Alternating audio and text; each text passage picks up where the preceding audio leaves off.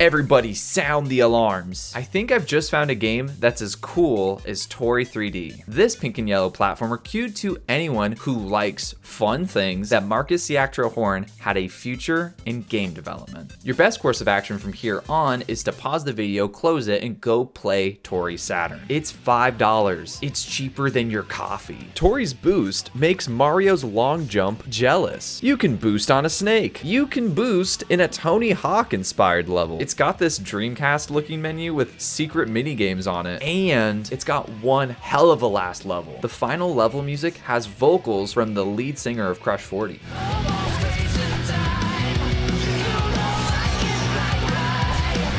Marcus Horn, please make a Toree kart racer that has the movement of the final level in Toree Saturn. Make it on Switch. Make it 4-player split screen. I know you have Diplomius Games' phone number. They would salivate at this prospect. It'd be like Diddy Kong Racing. It would honestly be better than Diddy Kong Racing. I know it'd probably be a nightmare to program and way too much effort than it's worth, but I'd promote the game to the 49 people who watch my YouTube videos and the 200 bots I paid to be here. Also, me and my sister would probably play the game for like 50 hours. So Marcus, thank you for making great games. Toree 3D is slower than Toree Saturn. Toree 3D also has longer levels. I still highly recommend Toree 3D because one of my favorite memories of any 3D platformer is playing the Neo Osaka level and getting the S rank on that stage. So buy Toree 3D.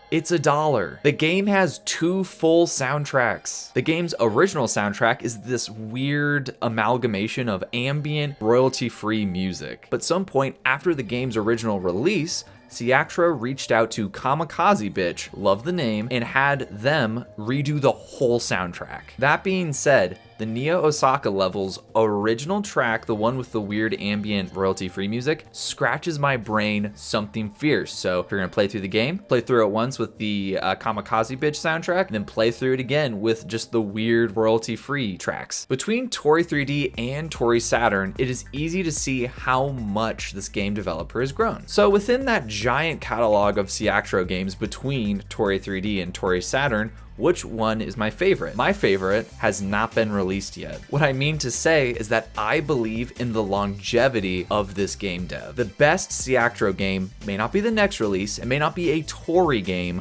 but I know that it's coming. So follow the Steam page, go on itch.io and support Ciactro. Just buy the Toree collection. It's a whole weekend's worth of game. You're gonna love it, I promise. Now that we've set the stage, it's time to talk about today's game. Rosie Planet.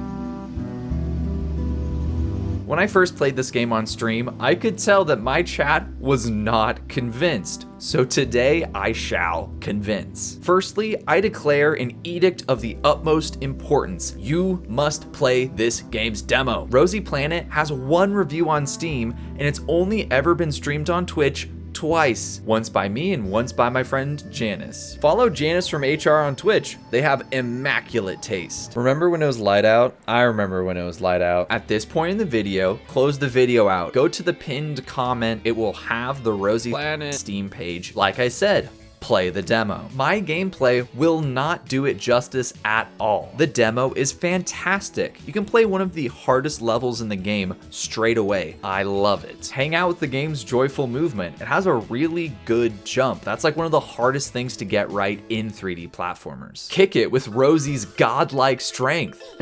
Rosie has 2 attacks, regular kick and slide tackle. Both attacks suck. So obviously they are the best designed verbs in the whole game. A good idea is to wait for your enemy to come to you, then kick it a second earlier than you'd think. Landing the kick reminds me of waiting until the last moment to fire a pistol shot in Bloodborne, just to destroy some horrific demon spawn. But in the case of Rosie Planet, the horrific demon spawn is just some knockoff kerfuffled Kirby. The slide tackle is much easier to land, but it locks you out of combat for like a solid 5 frames. I know 5 frames doesn't sound like a lot, but it feels like eternity. This game's shocking depth sleeps within these 2 attacks. Or you can just jump on enemies. Connor Leary lacks Ciactro's polish, but Rosie Planet has so much more content compared to Toree Saturn. This dubious duality breaks my brain. I thought I'd beat this game at maximum 3 hours, but guess what?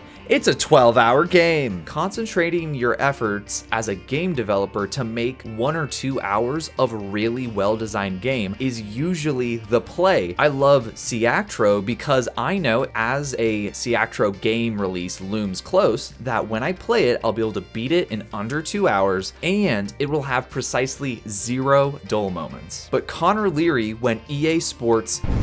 It is so audacious to make your first game as large as Rosie Planet. You better know what you're doing if you're trying to make a 12-hour long experience. Did Leary know what they were doing? Let's get into it. Janice, remember when you were streaming Rosie Planet and you said, I love it when a soundtrack to a game feels like they made a game just as an excuse to make a soundtrack. You may not have been that far off. Connor Leary has a YouTube channel. There's a lot of real cool stuff on there, but I found their Bandcamp and Spotify accounts. This lad has been making music since 2014. In 2020, they released an album called The Death of Quicksand Man. If you enjoy 90s folk like Neutral Milk Hotel, or if you like 2020s folk made to emulate 90s folk like Billy Was a Punk But Now He's Dead by Paper Ceilings, Billy was a punk, but now he's dead. then you will love The Death of Quicksand Man.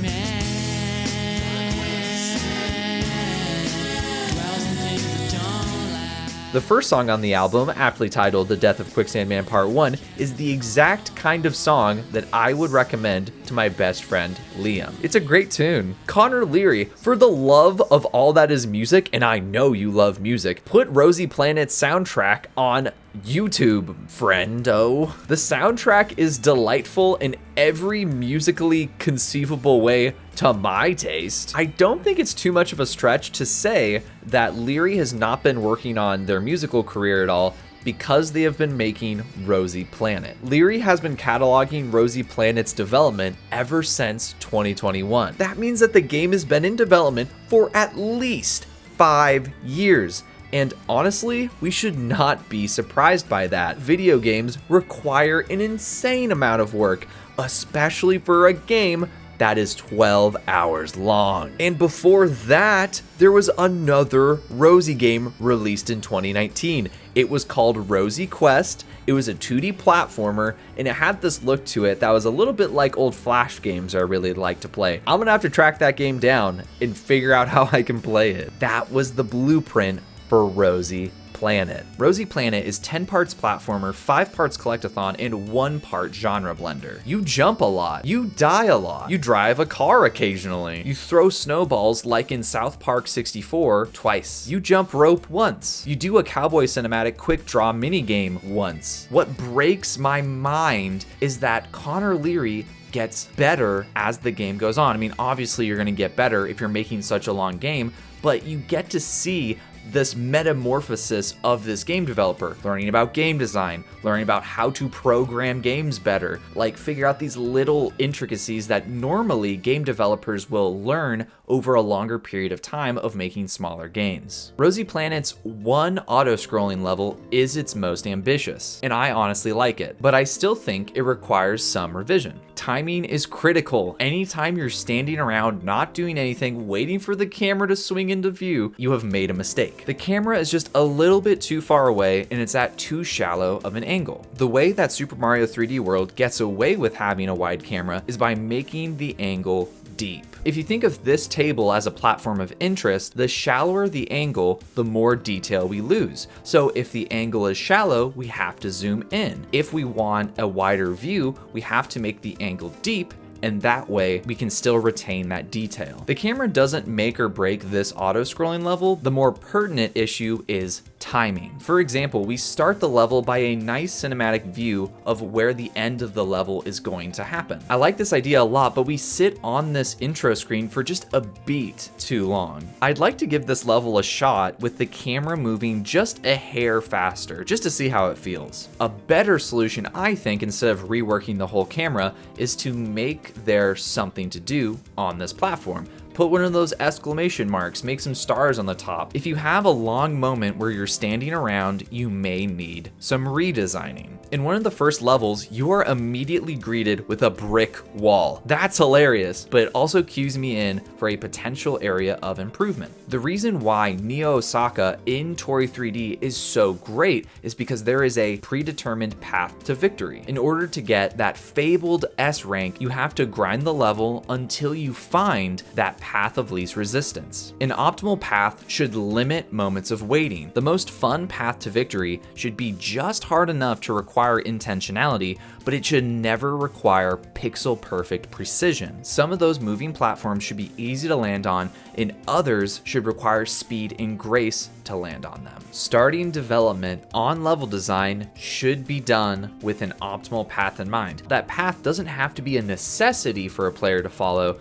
but it needs to be there. Reward players for moving forward with fastidiousness and joy. Going back to the wall of shame, an easy fix is to delay the motion of the wall. Time the wall so there's maybe a couple seconds of a margin for error. You can make it so that a player could wait maybe 3 seconds and still run and make it past that wall. We want to exercise a player's ability, not their patience. I respect Rosie because she does pull a Hannah Montana. Leary tries to obtain the best of both worlds, one of which we can control the camera and one in which the game controls the camera for you. I don't know the intricacies of how to design cameras in 3D video games, so let me employ some blanket advice. If you're trying to get into game development, I recommend taking all of your efforts in trying to figure out how to do fixed camera angles properly or how to control the camera properly. Fixed camera controls in 3D is not the realm of Super Mario Galaxy. It is Super Mario 3D World. Koichi Hayashida and Kenta Motokura said, "F it. We're programming the camera to make dozens of small, constant movements between places of interest while maintaining priority of keeping all players visible." They really said, try to break our camera, you 4 freaks. You won't. I can't even begin to fathom how hard this must have been to program. It would be overkill for Rosie Planet to emulate this level of camera work. Yes, it would be nice, but asking one person to do a 3D Mario's worth of programming, I don't think that's fair. For my money, in a 3D platformer, the fewer a camera switches its angle, the better. It's one thing if a camera slowly oscillates between close up and far away while maintaining one consistent angle, but in this example, there are 2 places of interest right next to each other and each of them has a different angle. Yes, if you want to put in the extra work to be constantly pushing and pulling between points of interest, you can, but keep those movements slow and keep them small. 2 sweeping camera movements back to back is simply too much. It pains me to say this in the face of someone who put in so much work on the hundreds of camera pivots, but there are too many camera moves. My last critique of the camera is I never want the camera to be in front of me.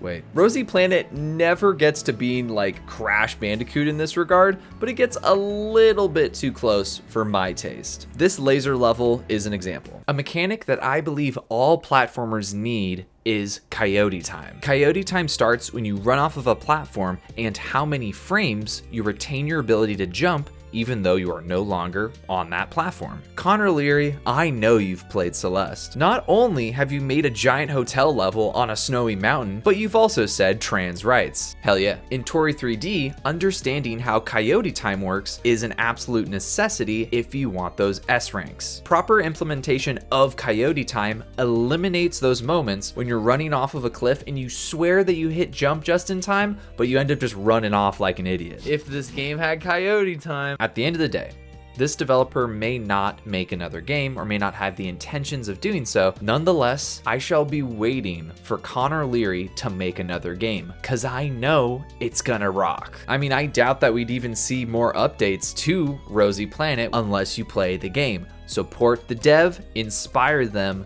to do great things. Based on how I've described this game, it may seem like a lot to charge $13 for it, but I disagree. It's way too easy to point at the Steam Summer Sale and be like, that game's better. that game's $6. Or point at that game, that game's better, that game's $3. Lame. I don't like it. This game is over 10 hours long. Furthermore, the time put into this project is way more than 10 hours.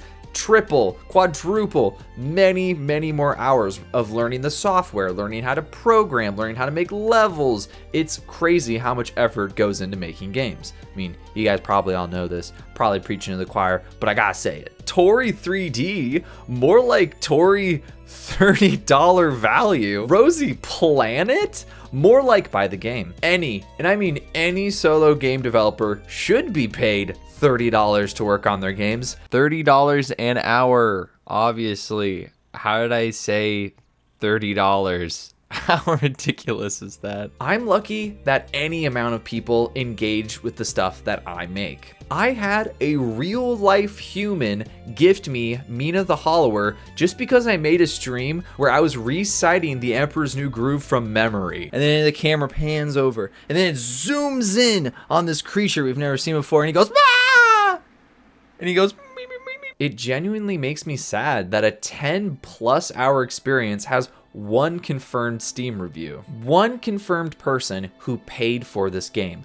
Technically 2 because I paid for this game. Actually 3 because I gifted it to someone else. There are other reviews on the Steam page, but it was because those people received the product for free so they could make reviews of it. So, the takeaway, play the game. At least play the demo. All the levels have great music. Many of the areas have strikingly good visuals. Moments of shocking delight are peppered throughout this experience, especially in the endgame. Wouldn't it be nice if someone engaged with your passion projects? Something that you do for fun but requires a whole lot of work. Making a livable wage from selling art is almost impossible, but supporting small creators isn't. Yes, we don't want to part with our hard-earned money, and we all work jobs that tear us down. But let's do it anyway. Let's use a bit of our disposable income and support this small developer. Anyone that has made it this late into the video and is fastidious and quick is going to be rewarded. The first 2 people who add me on Discord, send their Steam ID, and type in "free game, please," I will give you a copy of Rosie Planet. My Discord ID is in the description. If you redeem the game and never play it, I will yell at you. Let's play small games and give constructive criticism. If you say anything mean about Rosie Planet in the comments or in the Steam reviews, again, I will yell at you. This game is imperfectly precious and I must protect it. If you want to donate money to me, too bad. Thanks for watching, everybody. Okay, bye. Hey, welcome to the end of the video. Thanks for watching this far. You know, all the things, so many thank yous are in order, but I'm really tired and I just want to share this really funny snippet with you. So the first time I did this recording, I recorded about like 30 minutes of dialogue and I was like really feeling it, being like, oh yeah, I'm getting it done. And then I realized that I had never hit record on my camera and I had to do it all again. But it's funny because I was in disbelief. I was looking at the camera, didn't see the red little symbol, and I was like, no. And I reached over to press it, and I hit the record button, and it got my genuine reaction of realizing that it was not recording. So here, as a last little treat at the end of this video, you can see a little bit of my genuine anguish. Please enjoy, and thank you guys. I really do appreciate you guys watching this video. No,